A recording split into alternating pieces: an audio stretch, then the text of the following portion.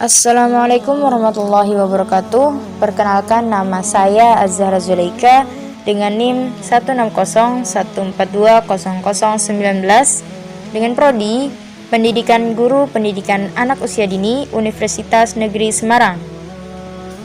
Jadi, video kali ini adalah video penugasan ujian akhir semester dari mata kuliah TIK.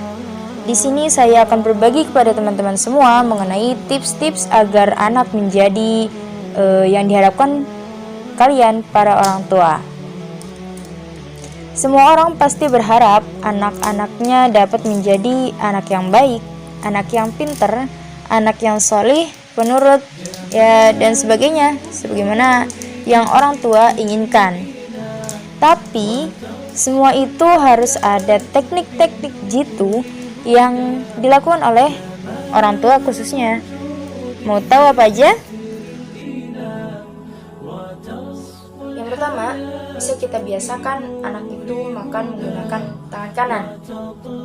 Kita beri pengetahuan dulu nih kepada anak bahwasannya tangan kanan ini buat apa, tangan kiri ini buat apa, kegunaannya masing-masing itu kan berbeda. Nah, kita berikan informasi dulu nih kepada anak biar nanti anak itu mengerti. Oh, tangan kanan ini buat yang baik-baik ya, tangan kiri ini buat yang bebersih gitu misalnya.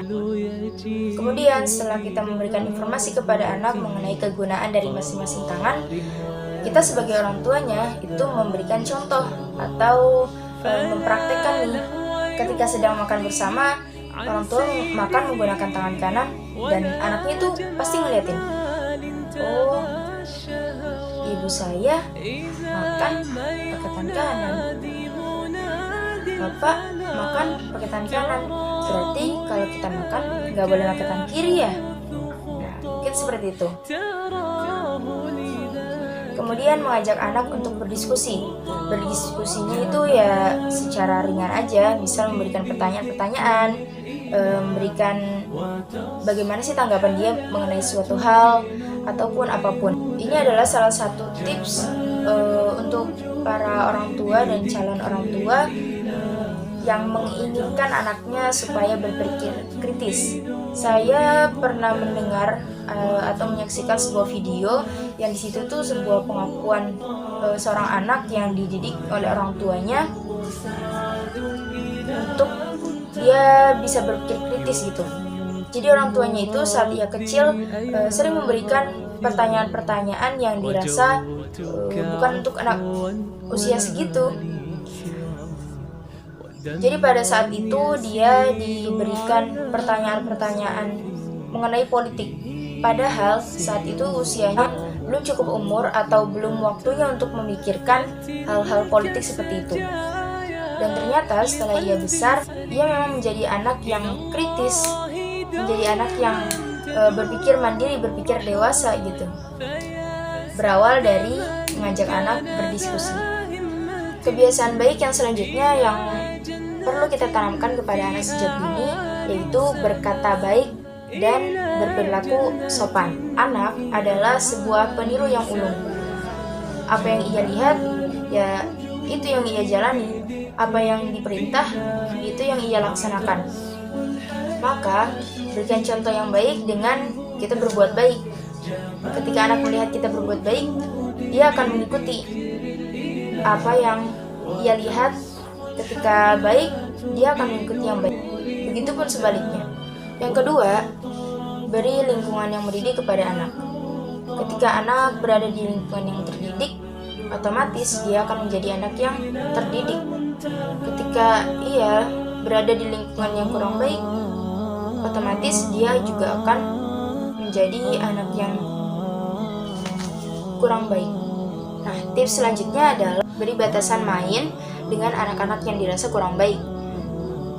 Anak-anak boleh main dengan anak yang seperti itu, cuma kita sebagai orang tuanya bisa memberikan batasan-batasan waktu main. Kita bisa mengontrol anaknya ketika anak yang lain itu sudah tidak baik atau berperilakunya kasar, kita bisa menghindarkan anak kita.